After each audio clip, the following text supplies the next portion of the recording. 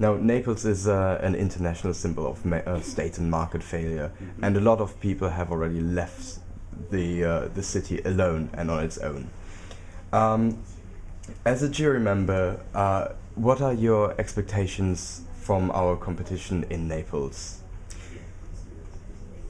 I'm very excited about the idea. I think it's very courageous of the sponsors of this project to have been drawn to this magnet, which Naples is, as the failure of the Innovation Society.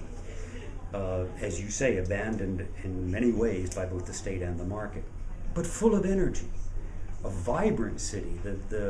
I live in Italy. I'm obviously an American by birth, but I've lived in Italy for 20 years. And I have many friends from Naples. As you say, they've left, but not all by any means. They love the city, they love its vibrance, they love its language, they love what remains of the civic sense, of the connected sense that people from Naples have about the city itself.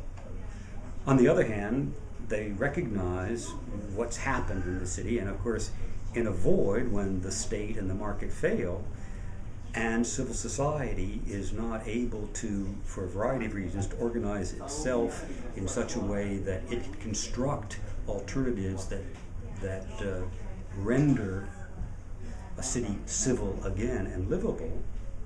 There's lots of space, and that space has been invaded by crime, by the Camorra. So Naples is probably as great a challenge as we can find, at least in Western Europe, for what can this movement do? What can people who think of themselves as social innovators think to do?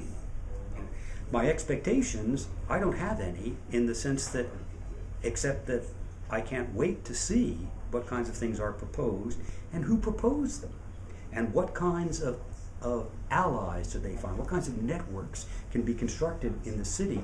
A city, I repeat, full of energy, full of imagination, full, I think, of people who want to live differently and preserve also what they love about their city. And I repeat, they really love their city.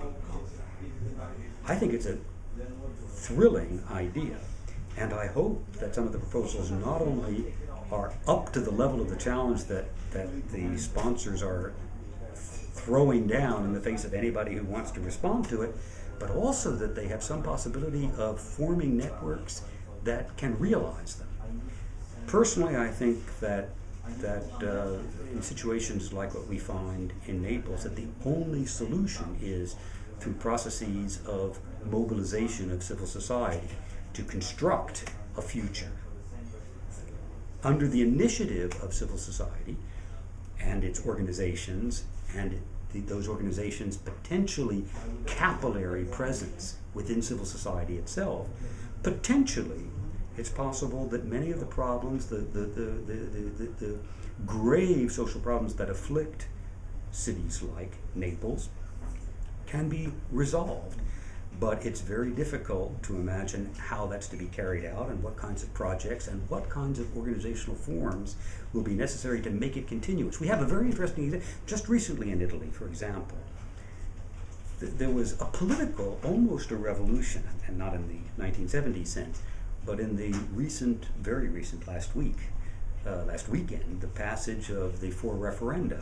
The idea of somehow getting over 51, 57%, I think, in fact, of the potential voters to come to the polls and vote for propositions that are very much civil society propositions. 3 of them anyway, the ones about public control of water, against nuclear power, the last one of justice for all, against the so-called legittimo impedimento, and the use of politics to make personal laws to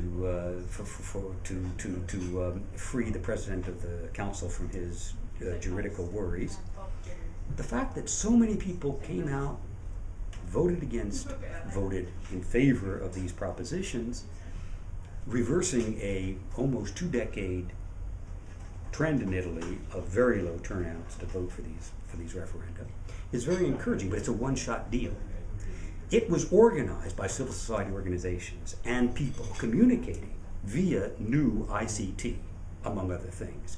And that organization was very successful. But it was a one-shot deal.